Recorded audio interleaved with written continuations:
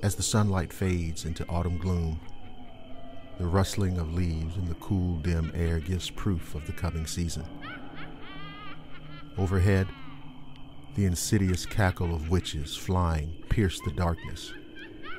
Horrid figures of silent phantoms stalk desolate paths and candle-lit hallways. And all manner of things, goblins, banshees, and vampires, hide amongst the growing shadows. Thus begins October. Blackwater Media presents Halloween Horrors.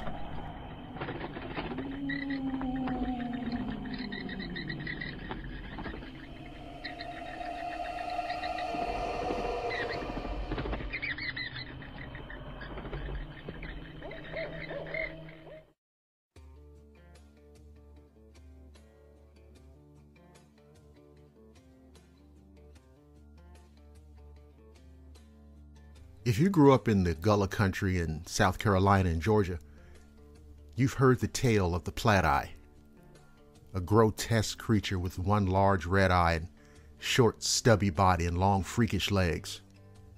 Platt-Eyes were shapeshifters, able to change their appearance and size as needed. One second they could be the size of a cat, the next they were as big as a bull. But they never could get it right. You could tell it was a Platt-Eye because it wouldn't look right, and it would have glowing red eyes.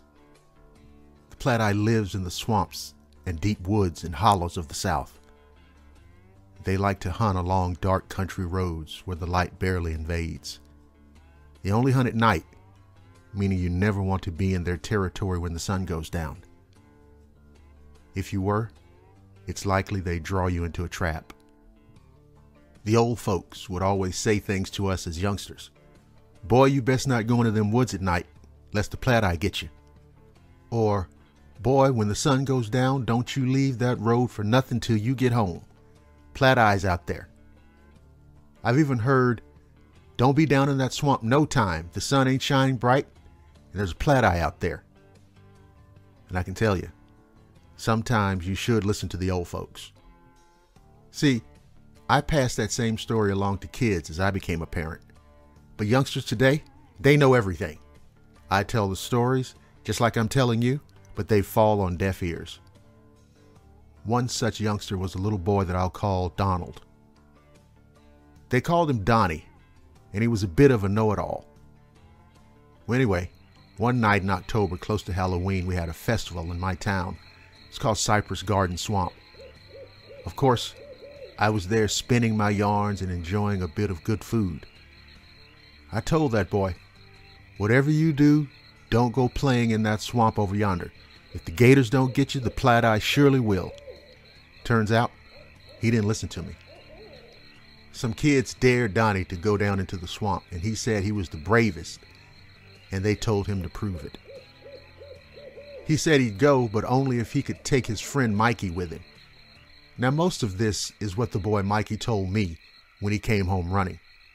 But they went in a good 15 minutes and nothing happened. Then they started hearing this eerie sound and the smell was something awful. Mikey told Donnie he thought they should head back, but Donnie didn't want to. And that's when they came across a dog the size of a donkey, he said. It had 2 tails and long tusks and glowing red eyes. Well, Mikey went to run, but Donnie insisted he was running the other direction. A few minutes later, Mikey burst out of the woods, and all we could hear was him screaming, "It's going to get him! It's going to get him!" Now, it took me a minute to calm the boy down, but when he explained what happened, I grabbed my rifle and flashlight and led a dozen men into the swamp to find the boy. It didn't take us long to figure out what direction he was in, because we could hear his screams, blood-curdling screams like he was being ripped apart. We ran through that cypress swamp as fast as we could, looking behind every stump and tree. We found him curled up on a bank, shaking back and forth. His skin was a shade darker, and his hair was almost white. He kept muttering something that didn't make any sense and staring off into the swamp. I pointed my flashlight towards where he was looking, and there was a bobtail cat with red eyes and wings staring back at me. I raised my rifle and tried to get a bead on it, but it was gone before I could pull the trigger. It disappeared into the woods like it never existed. Donnie's in a mental hospital now, and he hadn't spoken a word since that night. Some say the old Platt-Eye drove him mad with fear, and it's waiting on him to come back so it can finish him off. So, if you go into the woods at night and you hear a sound that doesn't sound right, you might best run towards the light, because the Platt-Eye could be coming for you. And if he catches you, you'll never see another sunrise.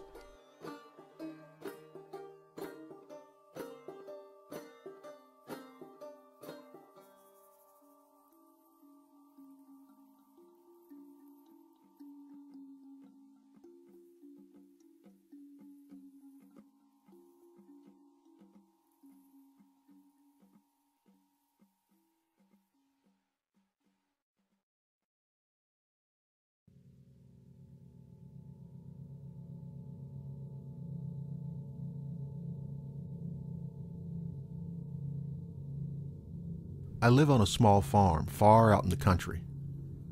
Every year, my dad puts out scarecrows in our fields because he thinks they're effective in not only keeping the crows out, but evil spirits as well. I guess he's a little superstitious. The scarecrows he sets out are the same ones year after year, and after so much wear and tear, they were showing their age. This October started out just like any other October. The weather was turning cool, and the leaves were beginning to change into brilliant orange and yellow colors. One Saturday, us kids got together and decided to make a new scarecrow. Being creative, we gathered our supplies and got to work. This scarecrow was to be different.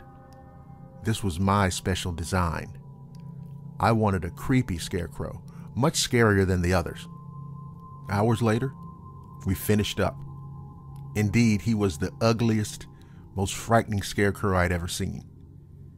And I was so proud. Mom called us for supper, so we planted the scarecrow out in the cornfield, where I could see it from my bedroom window. Not giving it any more thought, we went in and ate. And soon the wind picked up, and it began lightning. No storm was forecasted, but it looked like we were in for a rough night. Light rain began falling as I went up to bed. I was worried about my new scarecrow, so I peeked out of my window. What I saw shocked the shit out of me. He was there all right, but not where we'd placed him. It appeared to me that he was several feet to the right.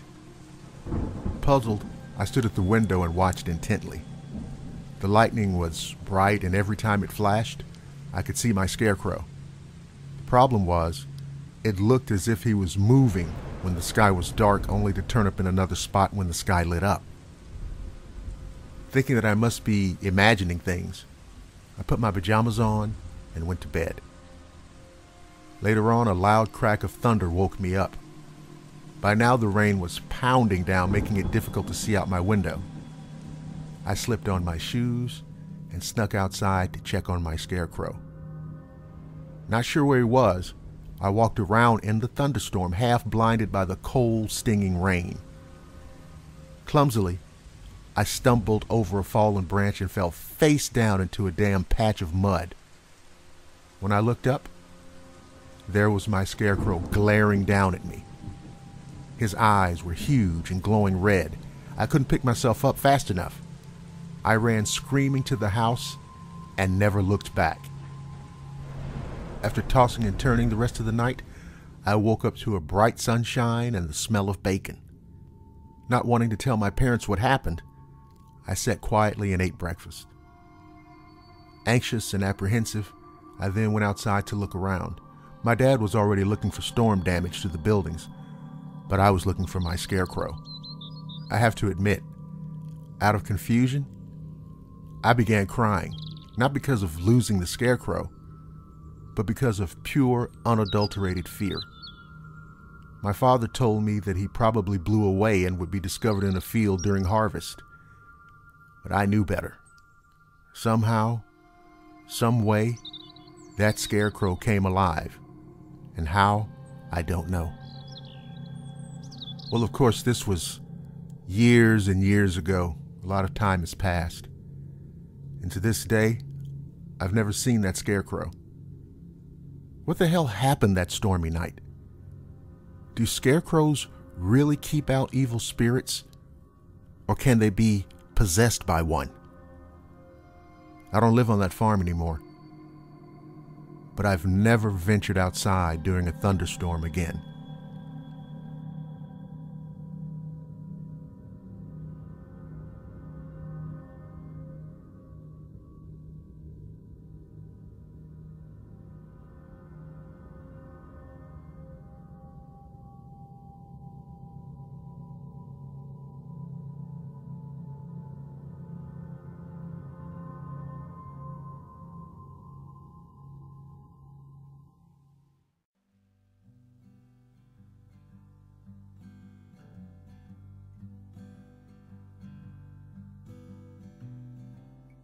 He smiled as he sipped at his coffee.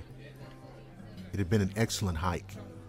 He was glad his friend had recommended coming to the Hanging Hills in Connecticut. Not the first place that had come to his mind when he considered a vacation. But it was beautiful here. When his friend arrived tomorrow, they would tackle some of the more challenging terrain. "Did you have a nice hike?" asked the innkeeper as she refilled his cup. "Yes, indeed. I had some unexpected company," he said with a smile. "Really? I thought you were the only one crazy enough to go hiking in the rain," she teased. "It was a little black dog," he said. "Cute fellow. Followed me all the way up the mountain and down again." He looked up from his coffee to see the innkeeper's face had gone pale. "A black dog?" she asked. "That's not good." "Why not?" "Well, we have a saying around here. If a man shall meet the black dog once, it shall be for joy. And if twice, it shall be for sorrow. And the third time he shall die." And he laughed. "That's just a superstition. That's what Mr. Pinchon said. He saw the black dog twice. The second time he saw the dog, the friend he was climbing with fell to his death. And later, Mr. Pinchon decided to climb the same mountain, and he died too. Everyone here believes he saw the dog just before he fell. It's nonsense.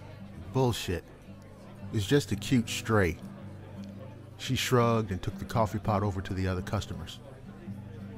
His friend arrived the next morning, and they both laughed at the story of the black dog. They set out on their climb, and about halfway up the mountain, he looked up and saw the black dog. "There's the dog," he called to his friend. And then his foot slipped, and he plunged down the side of the hill, desperately grabbing at saplings and rocks, trying to halt his descent. It seemed to take forever for him to stop sliding.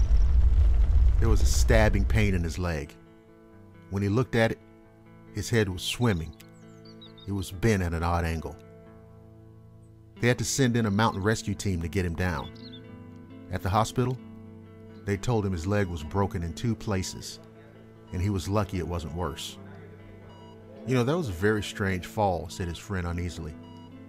"You don't really think it had anything to do with that black dog?" He looked down at the cast that extended all the way up to his hip. "I don't know, but I don't really want to find out. Next time, let's go to Colorado." And his friend agreed.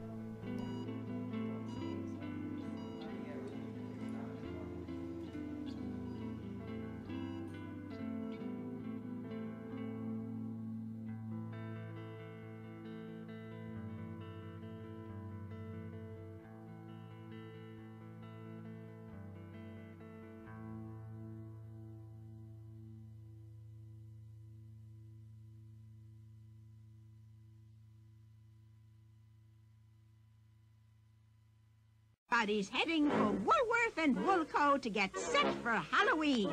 There's costumes of TV favorites like Wonder Woman and the Hulk. There's popular characters from Star Wars. And there's superheroes like Spider-Man, Batman, Superman, and many more at bare bones prices. $2.38 to $4.17. And there's Spook Sticks, Face Pops, Hallowitches, wrapped candy of every kind, all at the favorite Halloween haunts. Woolworth and Woolco.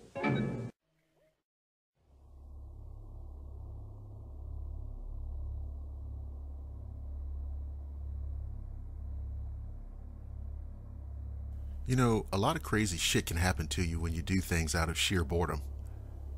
And that's what happened to me and some of my close friends back in 2010. So check this out. We're all sitting around my house, bored out of our minds, and we got the great idea to go camping. So we packed all of our stuff like flashlights, sleeping bags, food, and so on, and started out on a 3-mile trek. It was still sunny, but I looked at my watch and it was around 8 o'clock. We were halfway there by then, so we were lucky we had a bit of time till dark approached. When we finally arrived at the camping area, there was a little bench for us to sit on and talk and laugh a bit.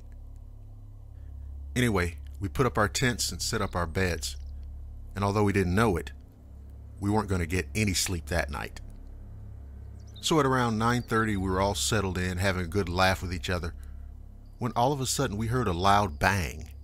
It was a bit strange, of course, because we knew there were no houses or roads nearby. We took the public pathway, and that's the only way, and we were freaked out, but we ignored it mostly. An hour later, it was pitch black. The only light was our fire and flashlights. The next thing we heard was a snap, like someone stood on a branch.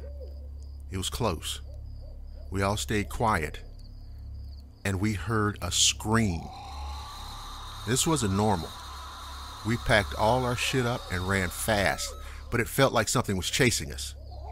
We looked behind, and all we saw was this tall thing following us. We were screaming like a bunch of little punks, knowing no one could hear us, but we kept running, and we looked behind, and it was gone. Now, I know from horror films, you don't ever stop running, and so we carried on.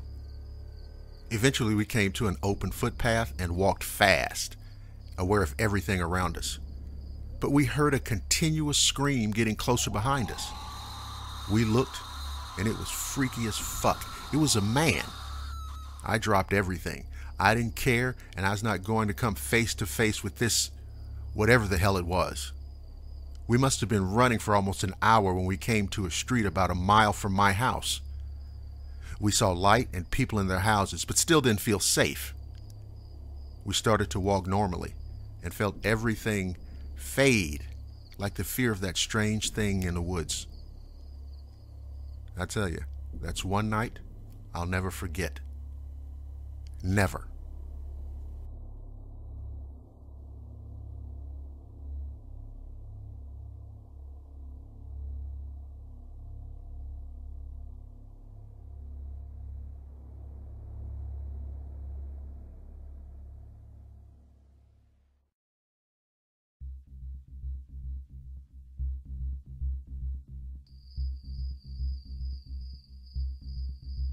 I finally located him. Or should I say, it. Shit, I don't know anymore. Or if it even matters. Anyway, I followed it. Maybe in some cases, tracked it. Month after month, through more than a dozen small towns, scattered up and down 50 highways, rail lines, streams, creeks, abandoned farms, rotted out shacks. Of course, each month the trail would get hot, or at least warm. The deaths always coincided with the full moon. Always. They were always described as mutilations and attributed to wild dogs and the occasional bear or even red wolf. Of course, I knew better. It's part of my job to know. Best to keep this away from the public. Let the media do their work. Speculate, postulate, and then move on.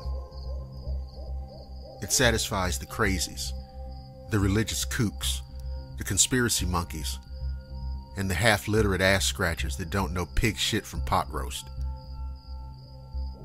Nevertheless, it was at a place called Magnolia Hollow, just off Highway 18 near Spartanburg, the fucking middle of nowhere.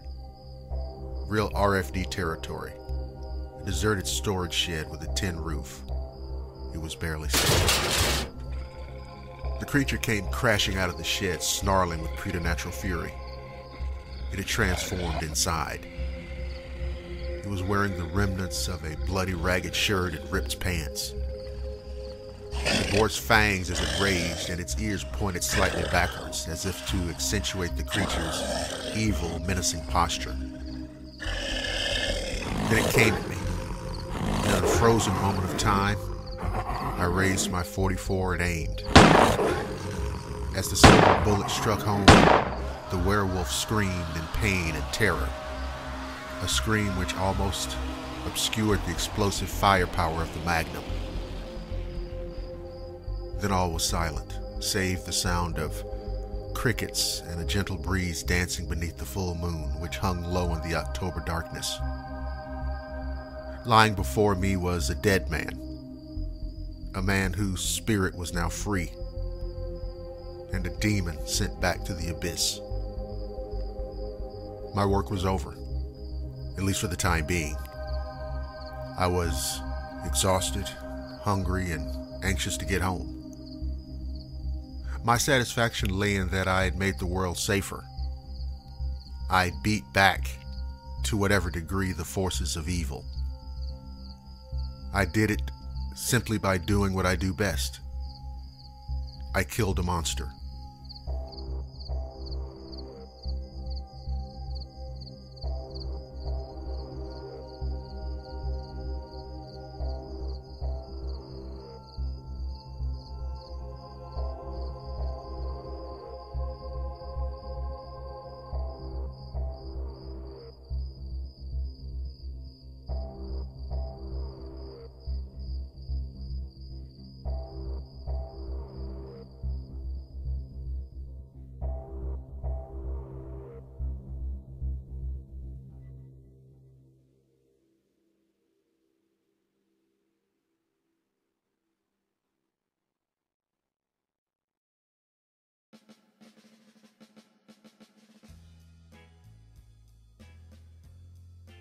You're listening to the Blackwater Media Radio Network, the finest in digital audio entertainment. This is Blackwater Media coming to you from the great city of Atlanta.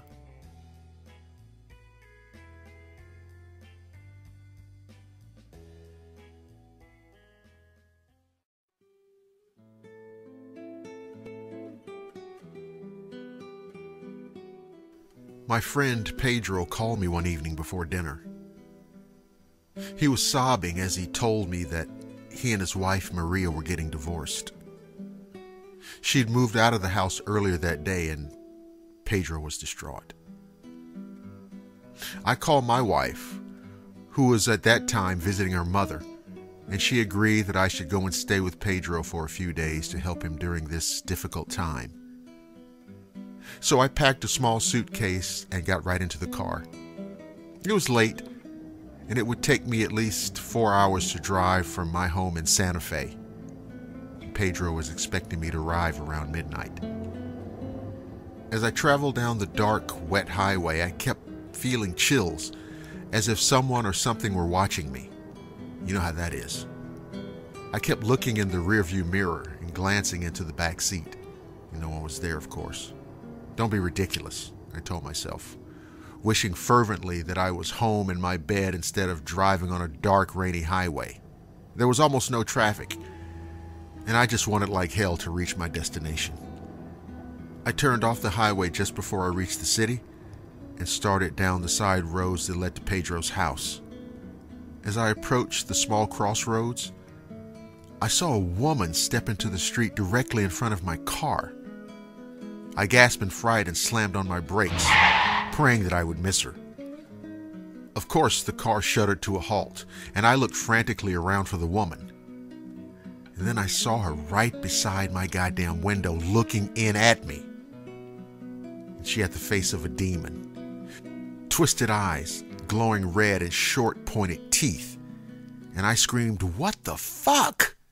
And she leapt at the window, her clawed hand striking the glass. I put my foot down on that goddamn accelerator and the car leapt forward.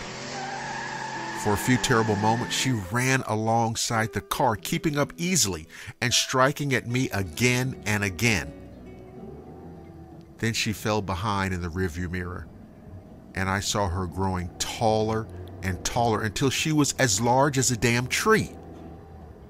Red light swirled around her like mist, and she pointed after me, her mouth moving, though I could not make out any words.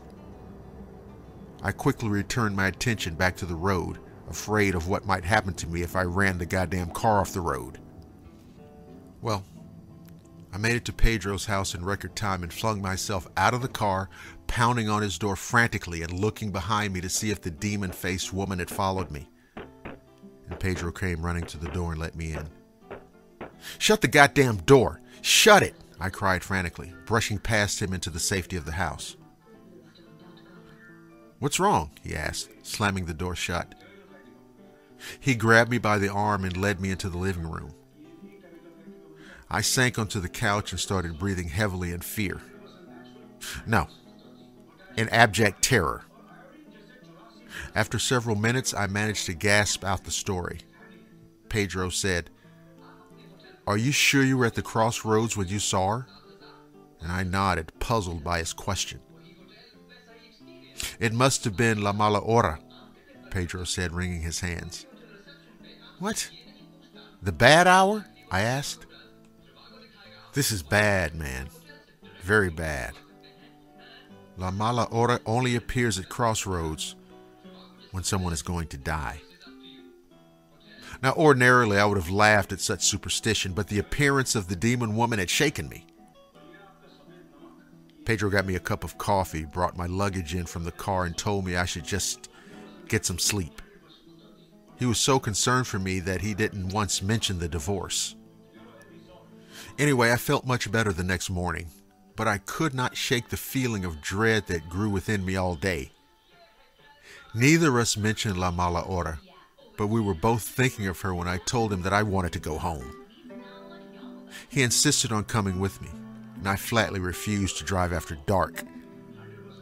Shit, I was afraid I would see that demon woman again when I passed the crossroads. So we left the next morning, and we hadn't been home more than 20 minutes when a police car pulled into my driveway. And I knew at once what it meant, and so did Pedro.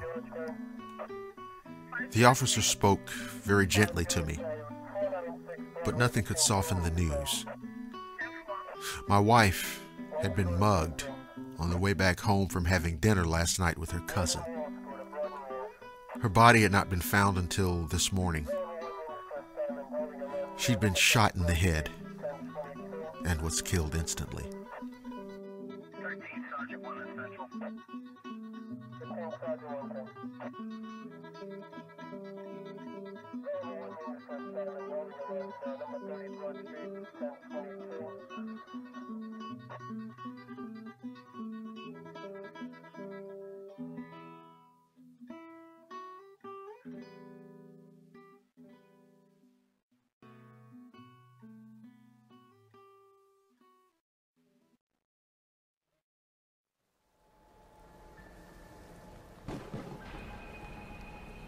Peggy and her boyfriend Tommy were driving down a lonely stretch of highway at dusk when a thunderstorm came crashing down on them. Tommy slowed the car, and they crept their way past a formidable abandoned house. Plastered all over the fences and trees were no trespassing signs. A mile past the house, the car hydroplaned, and Peggy screamed as the car slid off the road, plunging down into a gully. The car slammed into a large boulder, throwing Peggy violently into the door before it came to a rest under a pecan tree. Her head banged against the window, and a stabbing pain shot through her shoulder and arm. And Tommy turned to her. "Are you all right? You're bleeding." Arm, shoulder, feeling bad, Peggy managed to gasp. Tommy glanced cautiously at her right arm. "I think your arm is broken," he said. And he tore a strip off his shirt and pressed it to the cut on her head. "I'm going to call for help," he said, when it became obvious that the bleeding was not going to stop right away, but neither of them had their cell phones. "That house we just passed will have a phone I can use," Tommy said. Peggy's eyes popped wide open at this statement. Despite her pain, she remembered the creepy, abandoned house. "Stay here. A car will come." "I can't stay, Peggy," Tommy said. "It could take hours for another car to come, and you're losing too much blood." He tore another strip of his shirt and placed it gently on the cut of her head. Then he went out and retrieved a couple of blankets from the trunk to cover her with. "I'll be back as soon as I can." He raced out into the storm, shutting the dented car door behind him. Peggy drifted in a kind of a daze. Something at the back of her mind was making her uneasy. She slid down onto the floor and put her head onto the seat, completely covering herself with the blankets, head and all. Feeling safer, she allowed the weariness caused by the wounds to take over and fell asleep. Peggy wasn't sure what woke her. Had a beam of light shone briefly through the blanket? Did she hear someone curse outside? She strained her eyes and ears, but heard nothing save the soft thudding of the rain, and no light shone through the blanket now. If Tommy had arrived with the rescue squad, there surely would have been noise and light and many voices. But she heard nothing save the swish of the rain and the occasional thumping noise which she put down to the rubbing of the branches of the pecan tree in the wind. The sound should have been comforting, but it was not. Goosebumps crawled across her arms, even the broken one, and she almost ceased breathing for some time as some deep part of her inner mind instructed her to freeze and not make a sound.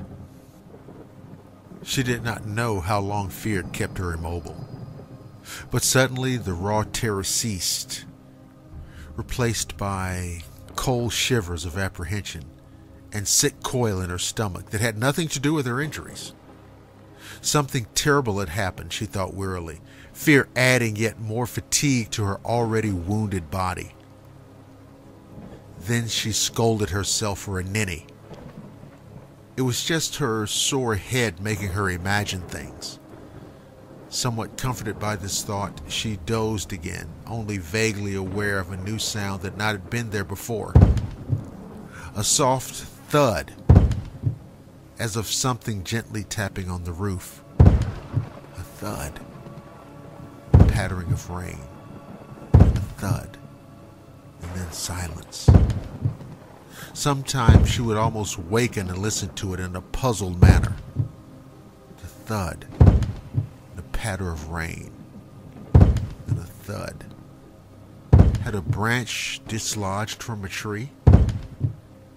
Peggy wasn't sure how long she'd been unconscious when she awakened by a bright light blazing through the window of the car and the sound of male voices exclaiming in horror. A door was wrenched open, and someone crawled inside. She lifted her head and looked up at a young state policeman. "Miss, are you all right?" he asked, and then turned over his shoulder to call for help.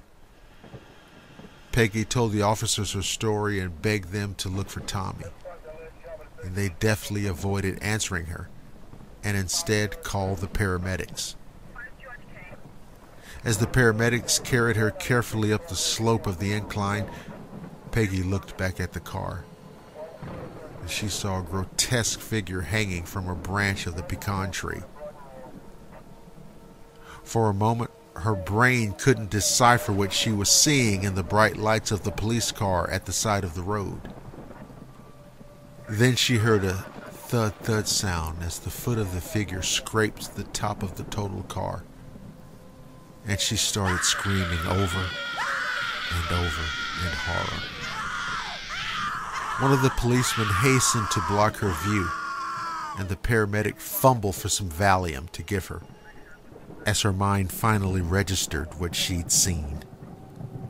Tommy's mangled dead body was hanging from the pecan tree just above the car, and nailed to the center of his chest was a no trespassing sign.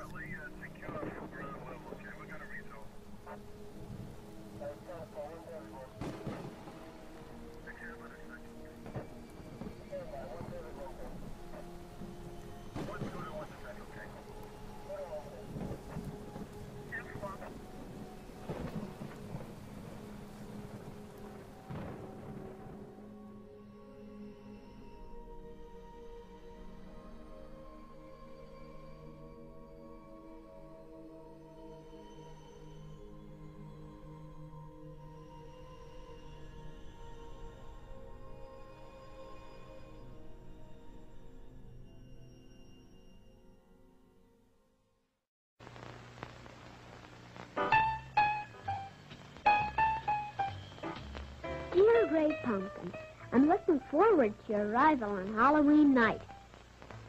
I hope you will bring me lots of presents. They're back. All the Little Peanuts characters in a happy Halloween special that's filled with delightful, heartwarming adventures from their wonderful cartoon world. It's the Great Pumpkin, Charlie Brown.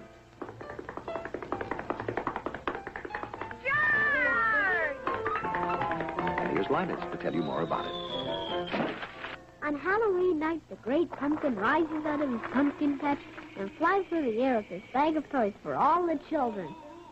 While Linus waits for the Great Pumpkin, ghosts and goblins, witches and owls make the scene, with Charlie Brown and his Peanuts playmates off on a haunting spree that's filled with surprises.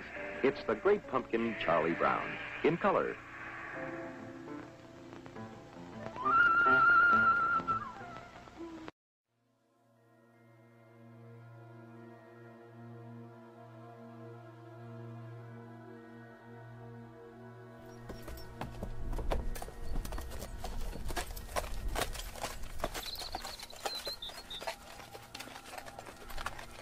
Gloria and her friends Sarah and Megan enjoyed riding their horses through the woods next to the riding stable.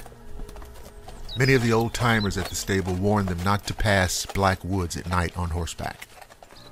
The haunted woods often spook the horses, as well as the riders.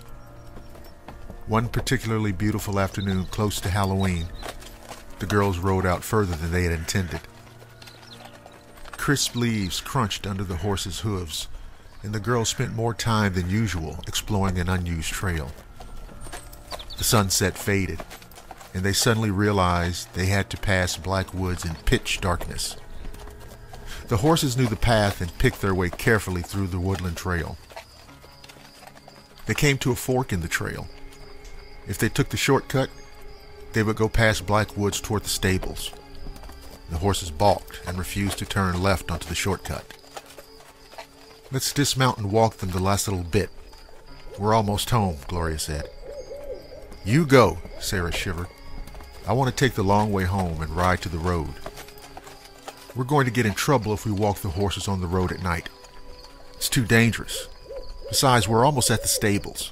We just have to get back through black woods," Gloria persisted. Sarah and Meg had already turned their horses towards the road. "We could get hit by a car being on the road in the dark," Gloria warned. "Fine," Sarah fumed. "I'll go by the forest." Gloria urged the horse forward. As they rounded the last turn into black woods, an eerie glow suddenly lit the path in front of Gloria. She urged her trembling horse forward. As she turned towards the riding stable, the glow became stronger and centered on a huge, lightning-struck oak tree. On the trunk of the tree, a woman's face appeared. She glowed with a white light as her lips moved. "Tell them," she whispered. "Tell them I'm innocent." Gloria kicked her horse, but the horse needed no urging. He flew through the woods and stopped at the stable door, trembling in fear. The next day, one of the stable owners, Tommy, stopped by while Gloria groomed her horse. Tommy had heard that Gloria had ridden through Black Woods after dark and so close to Halloween. As she groomed her horse, Gloria worked up her courage and asked, "Tommy, why do people say we shouldn't go into Black Woods at night?" "Because of the hanging tree," Tommy said. "The big oak." It was a statement from Gloria, not a question. "The very one," said Tommy. The apparition's words echoed in Gloria's mind. "Tell them I'm innocent." She shivered. And of course, she never rode anywhere near Black Woods or the old hanging tree ever again.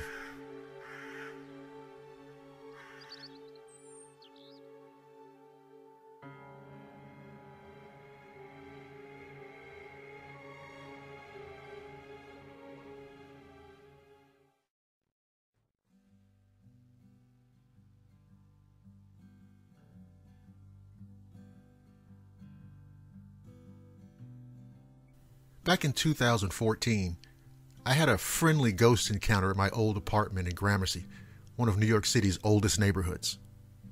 It was late fall, and I arrived home early from work on a slower day. After a 45-minute nap, it was around 4:30 p.m., I woke up not because of a blaring siren or a missed call, but because I felt the presence of a woman standing to the right of my bed, situated in the far right-hand corner of my studio. Now, my family is superstitious, and I grew up conditioned to know what it feels like when a spirit is around. So I'm certain I wasn't dreaming. The woman, who I'll call Linda because why not, even as she kneeled down and whispered into my ear, "I burned. I died in a fire here in this corner," she said. The vision of her standing in a burning kitchen, one that fit the size of my own apartment built in the late 1800s, flashed across my mind milliseconds later. Her presence was fleeting, her silhouette foggy.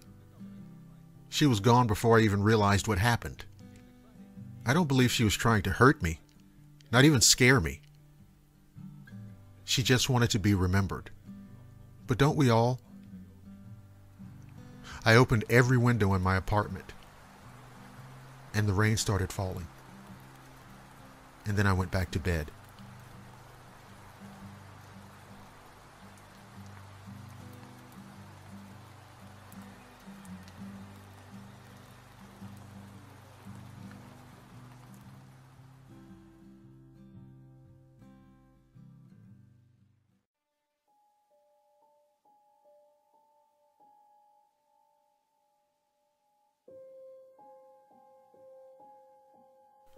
The Peace and Plenty Inn was once a tavern and stagecoach stop before the Revolutionary War. Centuries passed and it was converted into a private residence. The sprawling red clapboard home had welcomed many families in its almost 400 years, until one night just before Halloween. The Armstrong family now owned the home. That night, the Armstrongs went out to dinner. The babysitter, Anne, got the girls ready for bed. By 9 o'clock, all three girls were tucked in safely, and Anne settled in front of the television to watch a movie. About 15 minutes later, Anne suddenly felt chilled to the bone. She got up to check the thermostat, but the room temperature was set at 70 degrees, and she could hear the oil burner chugging along in the basement. That's strange, she thought. It's freezing in here. She found an Afghan on the back of the couch and settled back to watch television. But a few minutes later, she heard footsteps on the stairs leading from the kitchen to the second floor. "Katie? Elizabeth? Laurel?" She called out the three children's names. The footsteps seemed to come closer. "Are you girls playing a trick on me?" Abruptly, the light on the end table flickered, flared, and went out. Anne checked the hallway and kitchen for the prankster girls, but no one was there. She shivered. It was even colder in the kitchen. She shook her head and went upstairs and found the three girls sound asleep. Feeling confused, she convinced herself that it was her imagination and returned to the living room. That's funny, she said as she looked at the television. I thought I left it on channel 2. It's on channel 4 now. Now those were the days before remote controls, so she walked over to the TV and put it back on channel 2. She sat back in the chair. Suddenly the knob began to turn on its own, switching to channel 4, 7, and then static. A voice whispered through the TV. "Get out." With a shriek, Anne pulled the plug from the television. Miss Armstrong found Anne upstairs, curled in her afghan, asleep at the foot of the girl's bed. "Anne, are you all right?" she asked. "Take me home," Anne cried. "This place is haunted."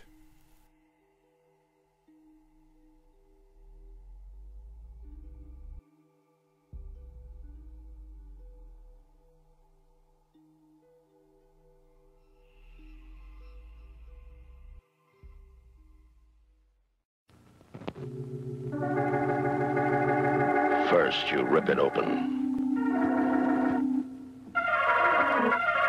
Let the ketchup run, blood red. Then you pour a bone-chilling glass of Grain Belt beer. You've created your own Frankenstein.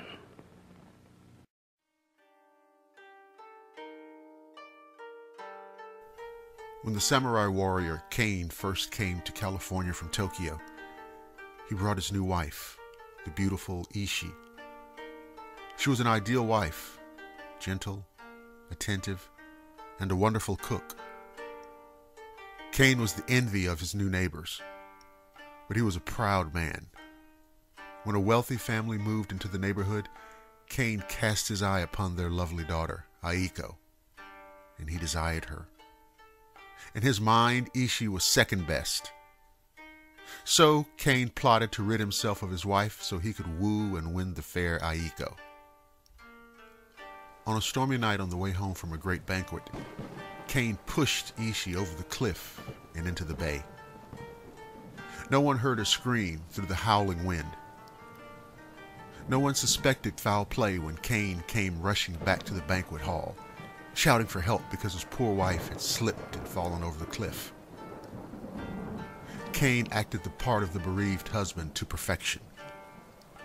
He gave Ishii a splendid funeral. It wasn't until he was alone in his house that Kane relaxed and drank to his success. Outside, the wind whipped against the house, making the walls rattle and shake. A stray breeze swept through the sleeping room with a whisper. Vengeance. Vengeance. Kane sat up and blinked as a dark figure stepped into the room. Its long, tangled black hair hung over the dirty, blood-stained kimono. Its face was crushed and broken, with one eyeball hanging from the socket. The ghost of Ishii reached out a broken hand toward her husband, smiling through the shattered remains of her teeth. Vengeance, she whispered. Vengeance. Kane screamed in terror, leapt out of the window, and ran to a neighbor's house. Mistaking his fear for grief, the neighbors took him in and insisted he stay with them during the first weeks of his bereavement. A month passed as Kane waited for Ishii's ghost to reappear, but she'd vanished. Relieved, Kane decided it was safe to bring Aiko and her family to see his home. As he escorted Aiko's parents around the garden, he felt a hand on his arm. Kane turned around and found himself facing the beautiful Ishii, who kissed him and whispered in his ear, "Vengeance." Laughing, Ishii danced away, waving to Aiko and her parents as she passed. Aiko glared after her in jealous rage. Fearing that Aiko might end the betrothal, Kane pressed forward with his suit, arranging for a grand engagement feast to prove his devotion.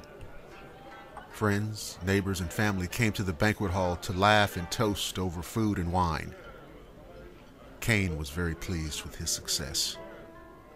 But when he looked across the hall, he saw the ghost of beautiful young Ishi walk into the room and stand demurely in the corner. He paused mid-sentence and stared in horror as she laughed and began to change. Her body twisted and broke before Cain's eyes, her face collapsing inward and bleeding, her black hair tangling, her eyeball popping out of its socket. "Vengeance," she whispered. "No, no," Cain shouted. Around him, Aiko, her parents, and the guests stared. None of them could see the ghost. As Ishi drifted out of the door, Cain followed, vowing she would haunt him no more. The ghost drifted along the cliff path with Cain running after her, shouting and cursing. Suddenly the ghost stopped at the place where Cain had pushed her. She turned to face Cain and started to grow, her crushed body bloody and dirty, her eyeballs swaying, her shattered teeth gleaming in the moonlight. "Vengeance," she screamed and lunged at Cain. The samurai stepped backwards, face contorting in fear. His foot slipped suddenly on the loose earth, and he plunged backward over the edge of the cliff, his body fatally smashing into the rocks far below. That same night, a terrible storm beat against Cain's house. Lightning hit the roof, and the house burned to the ground. Neighbors claimed they could hear a voice in the wind saying one word over and over: "Vengeance."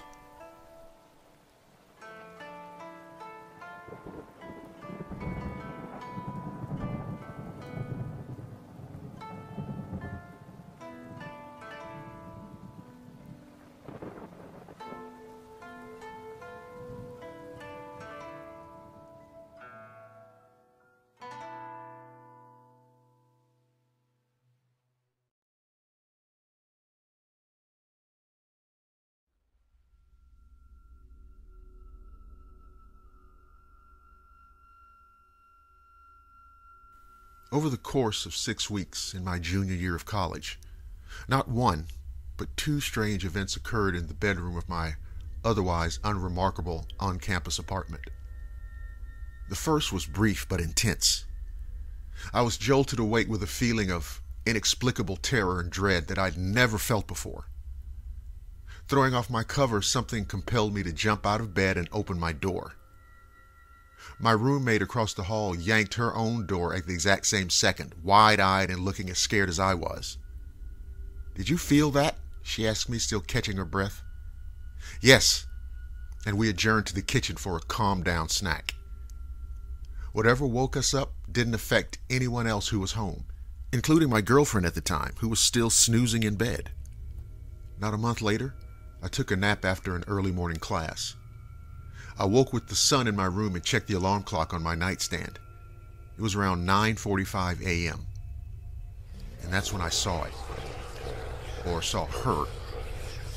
It was an opaque form sitting at the foot of my bed, so white it looked nearly lit from within, with skinny limbs, flat chest, and hair that wisped around its head like ostrich feathers.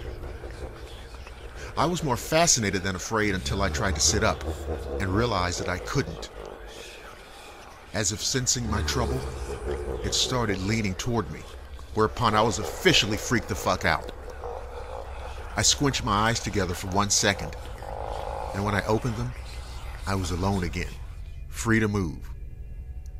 Now skeptics and debunkers and naysayers are all gonna try to scream, "Oh, sleep paralysis." This thing was real. This thing manifested right before my eyes, and it scared the shit out of me. And to this day, I believe that I was visited by a demon.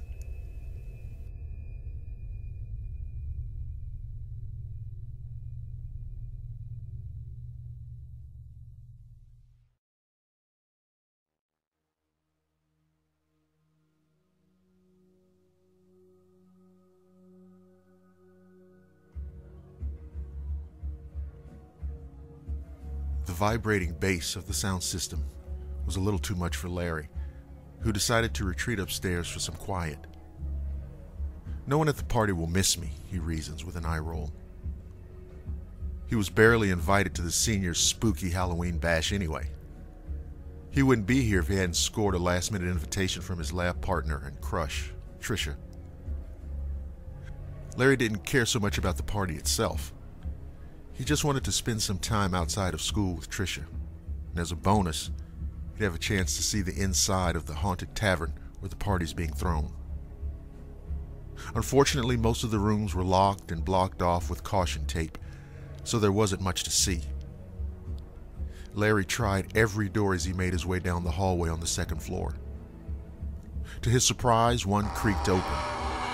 It was an old bedroom complete with a dresser, chest, vanity, and 4-poster bed frame. And there, lying in the center of the bed, was Tricia. Her face was pale, and she was clutching her stomach. Larry dropped to his knees at the side of the bed and reached for her. "What's wrong? What happened?" he asked eagerly. Her response was so quiet it was barely audible. "I didn't feel good, so I came up here to lie down."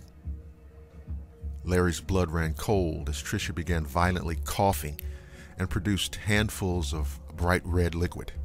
Blood. He had to do something. He scooped up her limp body and rushed out of the room to find help. But as soon as he reached the hallway, the weight of her body vanished. Tricia was gone. Through his tears, Larry looked down at his arms in disbelief. But he couldn't ponder for too long, because he heard a sound to his left that made his jaw drop. "Hey Larry, you okay?" Tricia asked as she walked up the stairs with a smile. "You look like you've just seen a ghost."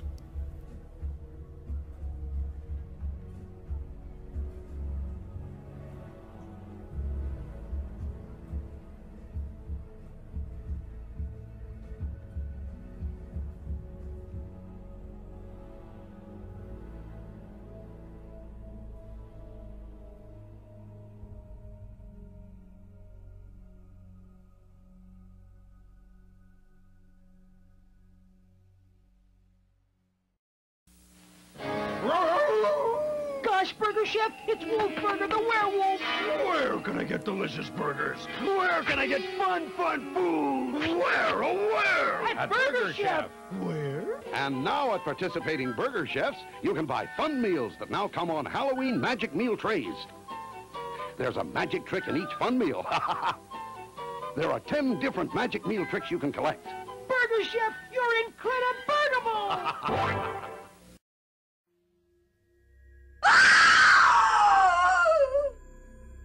She snapped awake out of a deep sleep, screaming aloud in terror.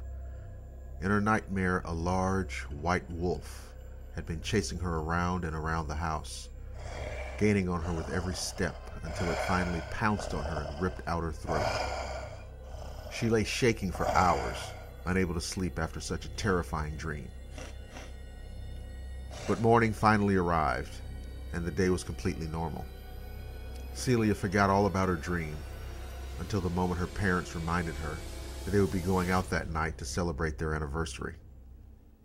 Celia turned milk white. In her dream, the white wolf had come to kill her while her parents were out celebrating their anniversary. She started shaking and begging them not to go. Her parents were astonished at her behavior and finally shamed her into staying home alone that night. Fearfully, Celia locked herself into the house as soon as her parents left, checking every door and every window.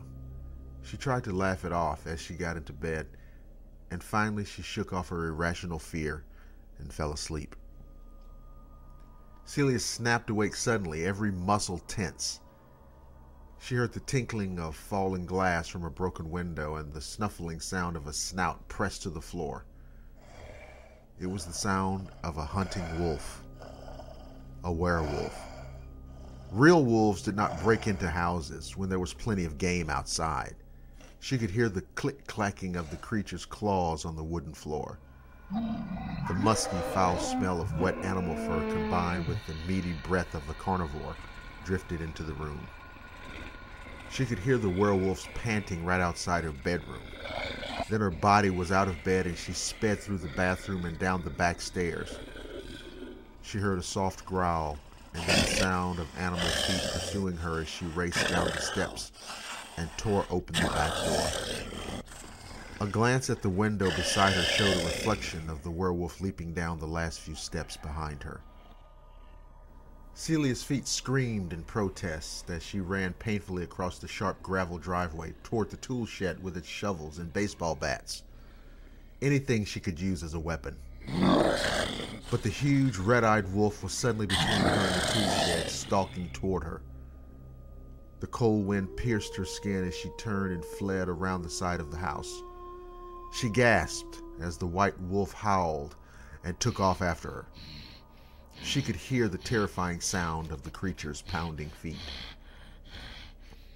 Faster, faster she commanded her legs, panting desperately against the fear choking her. She would run around the house and back down the driveway, she thought, with the clarity of sheer horror. She felt the wolf snap at her back leg and felt the sting of teeth. She put on speed. The wolf veered away from her suddenly, and she felt a rush of hope. She couldn't hear the wolf now, couldn't see it in the cloud-darkened night. She kept running around the house, heading back toward the tool shed.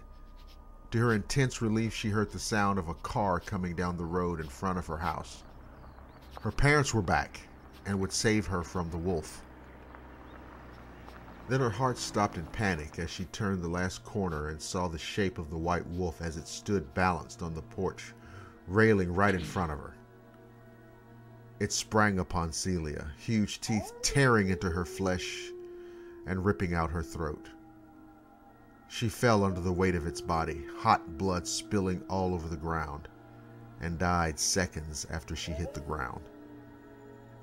1 minute later, her parents' car pulled into the driveway, its headlights blinding the white wolf as it pulled toward the house. Frightened, the wolf backed away from its kill and then ran away. The creature was never seen again.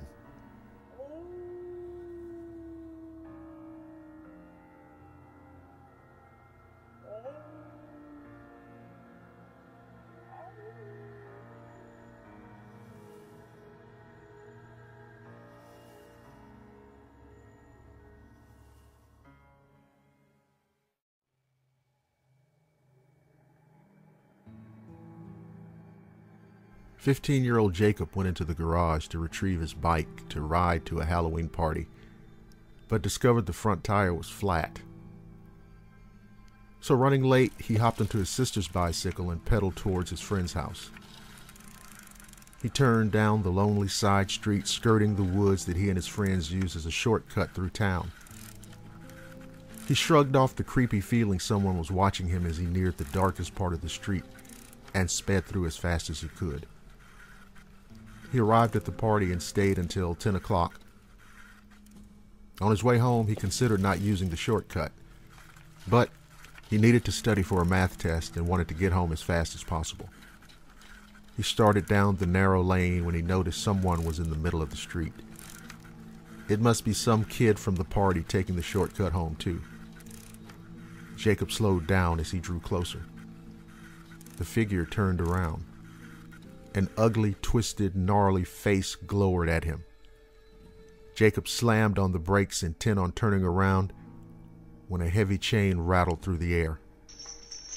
He turned just as the chain slammed into his head, wrapping around his neck. "I have you," a wicked voice boomed as Jacob felt himself falling to the ground. The macabre being stood over him with blood dripping from its lips.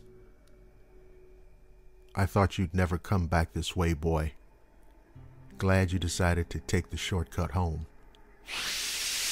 Jacob's sister's bicycle was found in the middle of the side street. Drag marks were determined to be made by the killer, dragging Jacob's body off the road. The police discovered Jacob's body drained of all blood, only a few feet from the street. His killer was dubbed the Halloween vampire. And to this day, no one travels down that side street, especially at night.